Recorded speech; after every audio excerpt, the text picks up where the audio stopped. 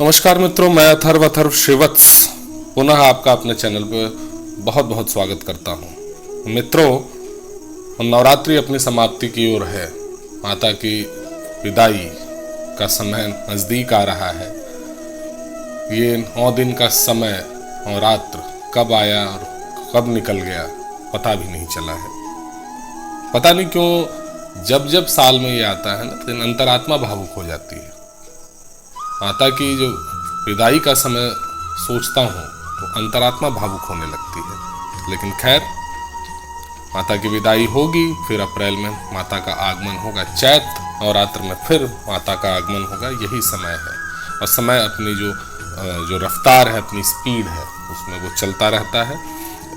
सबसे पहले आज बात कर लेते हैं कि आपका पारण का समय कब है। कई लोग पूछ चुके हैं, YouTube पे बहुत सारे इस पे वीडियोस आ चुके हैं, बहुत सारे ज्ञानी जनों ने इस पे अपने जो विचार हैं रखे हैं। मित्रों, इस साल 22 अक्टूबर को यानी कि आज शाम को 7:58 से नवमी का प्रारंभ हो चुका है और कल यानी 23 अक्टूबर को शाम 5:44 तक ये रहेगी। अब चूंकि हिंदू हमारा धर्म है और इस धर्म में उदया तिथि ही जो है मान्य होती है, अतः 23 अक्टूबर 2023 को नवमी जो है मनाया जाएगा।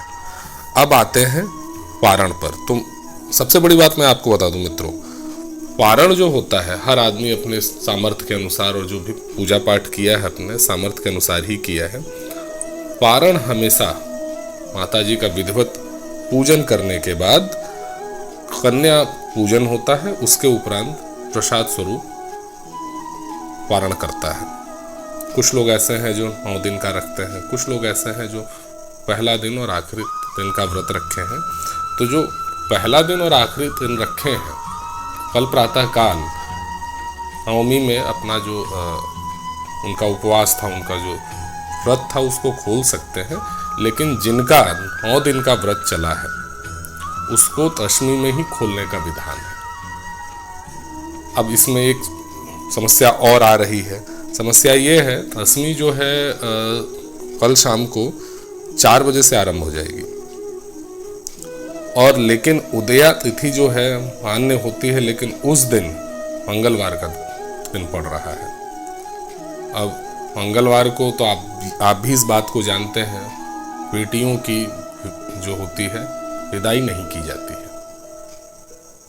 तो पारायण जो हमारा है, पारण हमारा जो है कल शाम को ही हो जाएगा। ये करना होगा। इसके अलावा अब पारण कैसे करना है, कन्या पूजन कैसे करना है, इस पे एक अलग वीडियो आएगा।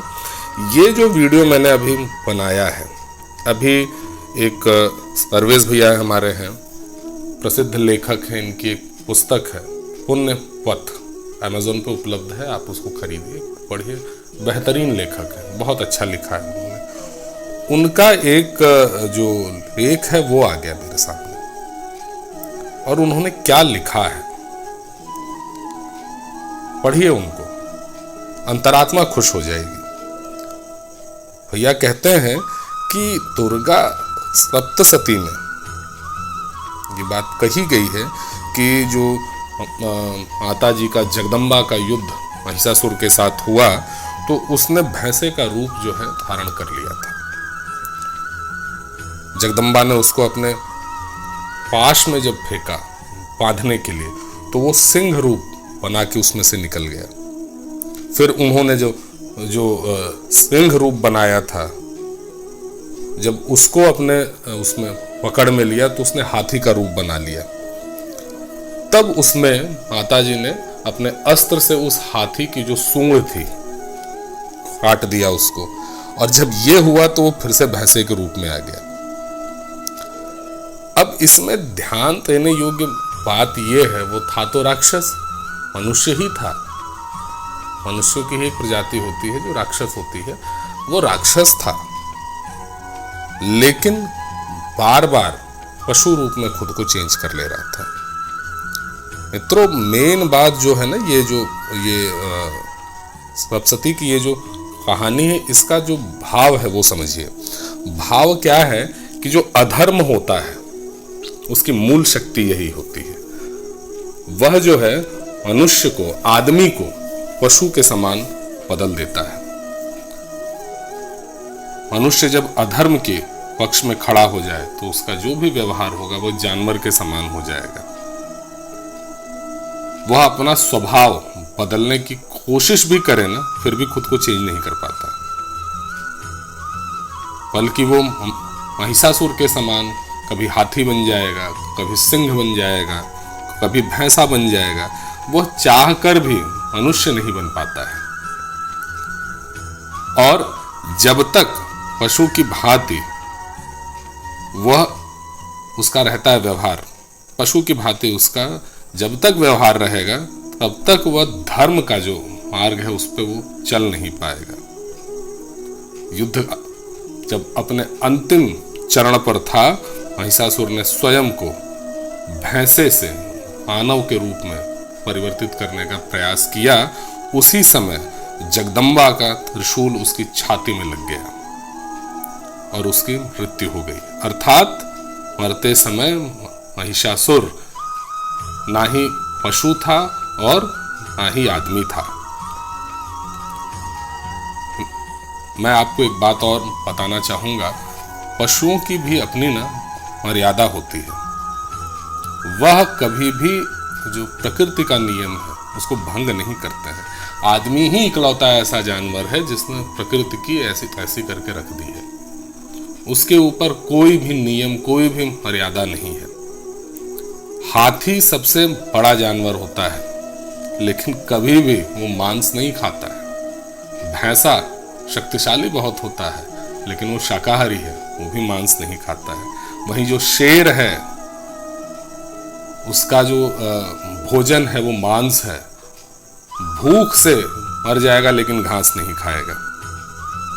हर जानवर की अपनी मर्यादा होती है, अपने जो नियम होते हैं वो होता है। उसकी जान चली जाएगी लेकिन अपना नियम वो नहीं छोड़ेगा। लेकिन मनुष्य वो अधर्मी जानवर है जो हर नियम, हर मर्यादा को ध्वस्त करके रख देता है। और यही अधर्म मनुष्य जाति को पतन की ओर लेके जाती है। जो अधर्म है मनुष्य में बहुत बहुत ही ज्यादा नकारात्मक जो शक्तियां हैं उनको भर देता है। वह उसी समय तक शक्तिशाली दिखता है जब तक उसकी हार नहीं हुई रहती है। जो ये अधर्म है उसमें भौतिक आकर्षण में तो बहुत ज्यादा होता है। और उस अपनी अंतिम समय तक ये अधर्म जो है ना, उसका अंतिम समय जब तक आता है उस समय तक बड़ा आकर्षक लगता है। पापी कितना भी उन्नति में रहे, आपको दिखता होगा बहुत पाप कर रहा है लेकिन उसकी उन्नति हो रही है। अरे उसके पूर्वार्ध के कुछ ऐसे वो रहे होंगे, पुण्य रहे होंगे जो उसको आज लेके चल रहे हैं। जिस दिन वो समाप्त होगा वो धाराशाही हो जाएगा।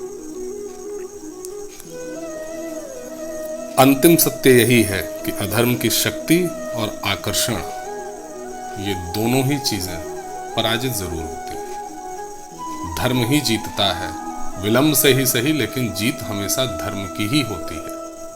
और आपको मालूम है अधर्म का जो यही आकर्षण है, दूसरे लोगों को भी अधर्म अपनी ओर खींचता है इसी आकर्षण से। महिषासुर की सैन्य क्षमता को आप देखेंगे, जब सप्तशती में वर्णित है, आप ये जो हमारे ये ग्रंथ हैं इनको आप पढ़िए, आपको वो सारी चीजें लिखी गई हैं। उसकी सैन्य क्षमता को देखते हुए लगता था वो कभी हारेगा ही नहीं। ऐसी सेना देवता तक उससे हार गए, इंद्र हार गए। चाहूं लोग कहीं कुछ दिखाई ही नहीं दे रहा था कौन उसके सामने खड़ा होगा। और वो हारा किससे? एक स्त्री से। महिषासुर अकेली स्त्री से पराजित हो गया, लेकिन क्यों? आप ये सोचिए कि स्त्री, उसने उसका संहार कर दिया। क्यों? क्योंकि जो वो स्त्री थी उसके साथ धर्म था, धर्म की शक्ति थी। अधर्मी कितना भी शक्तिशाली हो जाए धर्म के एक कमजोर से कमजोर व्यक्ति से वो पराजित हो जाएगा। मित्रों, दशहरा में ये नवरात्रि हमारी चल रही थी। इसके बाद दीपावली आएगी, विजयादशमी के दिन जो लंकाधिपति रावण थे, पुतला उनका फूका जाएगा। ये सारी चीजें क्या स्मरण कराती हैं? ये चीजें यही स्मरण कराती हैं कि अधर्म कितना भी शक्तिशाली हो जाए,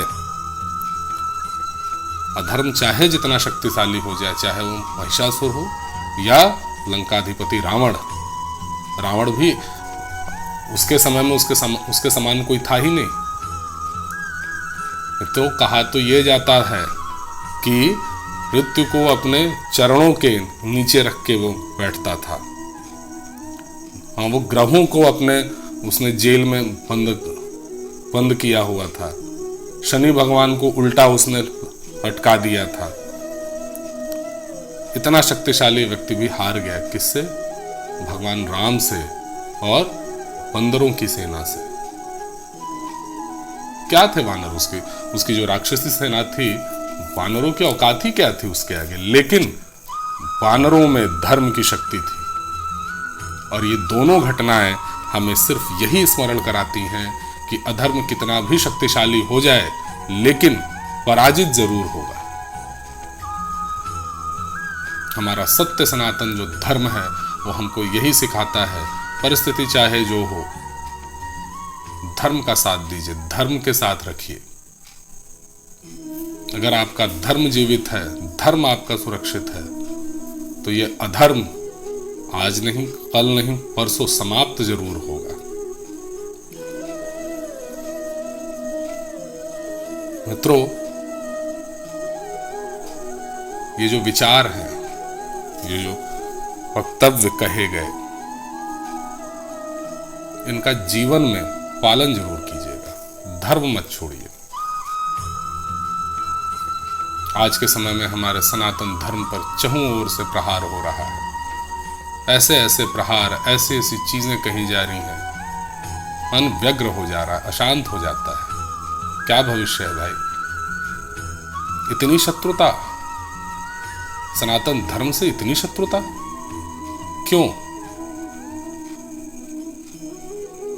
लेकिन कुछ सनातन जीवी हैं, कुछ धर्मी व्यक्ति ऐसे भी हैं जो धर्म को लेके चल रहे हैं। मित्रों, पितृपक्ष बीता, पितरों को याद करने के लिए क्यों बार बार कहा जाता है? पितृ ही थे वो जिनके कारण आज हम अपने सनातन धर्म में जीवित हैं। ये सनातन धर्म हम लेके चल रहे हैं। पितरों ने बहुत संघर्ष किया इसके लिए। हमारे जो पूर्वज थे, ऐसे ऐसे अत्याचारी आए सिर्फ इसलिए कि आप हिंदू हैं, सिर्फ इसलिए कि आप अपने तीर्थ स्थल पे जाएंगे तो आपको टैक्स देना पड़ता था। अपने भगवान के विग्रह को देखने के लिए आपको टैक्स देना पड़ता था। इतना सब कुछ झेला उन्होंने, लेकिन अपना जो धर्म है उसको जीवित रखा। मित्रों, हमारा भी कर्तव्य ये है कि इस धर्म को हम आगे लेके चलें। ये तीनों जो हमारे त्योहार आए हैं, पितृपक्ष बीता है, पितरों को याद करने का समय है, वो था, उसमें पितरों को धन्यवाद देने का समय था कि हे पितृगण, हे हमारे पूर्वज लोग, आपके कारण मैं इस सत्य सनातन धर्म में जीवित हूं। आपने हमें ये जीवन दिया, हमें यहां तक ले आए। आपने क्या क्या नहीं झेला होगा, कल्पना भी नहीं हो सकती उसकी, और हम यहां आ गए। इसके बाद नवरात्रि है। नवरात्रि का अपना एक वैज्ञानिक महत्व है, उसके लिए एक अलग से मेरी वीडियो आ चुकी है, अगर आप चाहें तो उसको देख सकते हैं। उसके बाद दीपावली आएगी, विजयादशमी, दीपावली, ये सारे त्योहार अधर्म पर धर्म की जीत के प्रतीक हैं। मित्रों, आशा करता हूं ये जानकारी आपको अत्यंत रुचिकर लगी होगी। प्रण लीजिए, नवरात्रि समाप्त होते होते विजयादशमी के दिन एक प्रण लीजिए कि अपने जीवन से एक बुराई, एक अधर्म जो आपको लगता हो उसको छोड़ देंगे, धर्म का जो हमारा रास्ता है उस पर आगे बढ़ेंगे, अपने पूर्वजों की जो यश और कीर्ति है उसको आगे लेके जाएंगे। ये धर्म ही हमें जीवित रखेगा। पूरा संसार शत्रु है महाराज, सभी शत्रुओं से भरे पड़े हैं। हम चारों ओर से शत्रुओं से घिरे हैं। सभी हिंदू धर्म को समाप्त करने की ओर लगे हुए हैं।